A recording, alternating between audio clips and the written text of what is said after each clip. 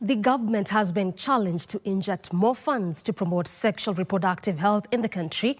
Stakeholders in the health sector say the lack of sufficient knowledge on reproductive health and menstrual hygiene, especially among adolescent girls, has resulted in increased cases of school dropouts across the country. The clarion call was made during the commemoration of the International Day for Menstrual Hygiene.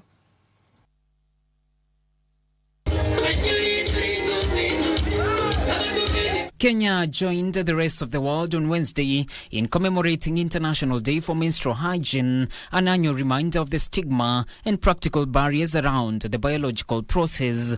In Nairobi's Kibra area, the menstrual hygiene campaign was hosted by the Polycom girls. Here, stakeholders in the health sector called for concerted efforts to end the stigmatization of menstruation and for policy changes. And we are trying to dismantle myths around periods so that girls can stay safe and are able to have their periods in an emotionally safe environment.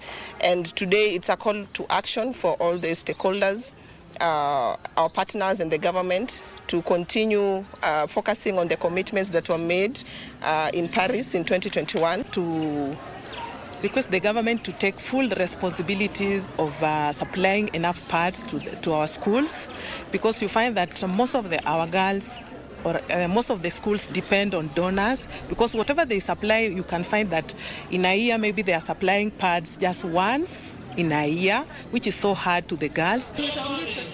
And in Kayole area, the annual commemoration was held at the Imela Medical Center. The highlight of the day was a raw and girl-led discussion where participants opened up about the hidden cost of menstrual stigma, from missed school days to emotional trauma. In our project, girls missing school because of lack of pads.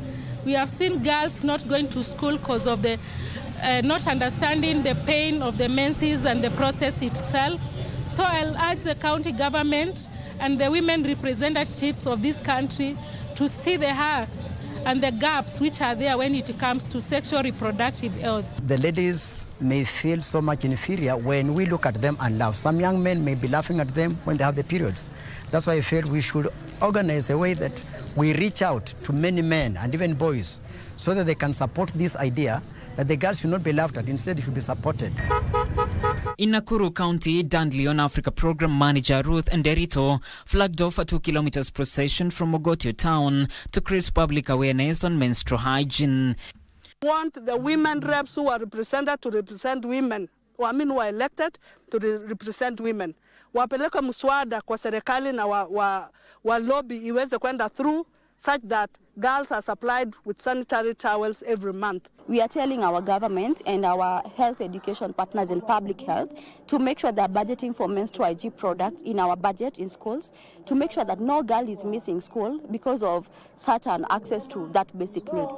And finally, in Nandi County, more than 400 girls from the Tigitio Secondary School in Nandi constituency benefited from free sanitary towels courtesy of the Fast Track Mentors Group as a way of commemorating the day. Tunaomba serikali sana kwamba as we celebrate this year's Menstrual Hygiene Day, please support the girls, especially those in school and especially the girls in day schools, day secondary schools, kuwapatia sanitary towel. Wanafunzi wanapopokea sodo hizi zitawasaidia kuwa shuleni wakati wote. At least kwa huu muhula wote tuko na hakika kwamba watakuwa shule na hawatakosa kukua karibu na sisi, na masomo yao yatakuwa yameboreka. John Kahiro for Prime Edition.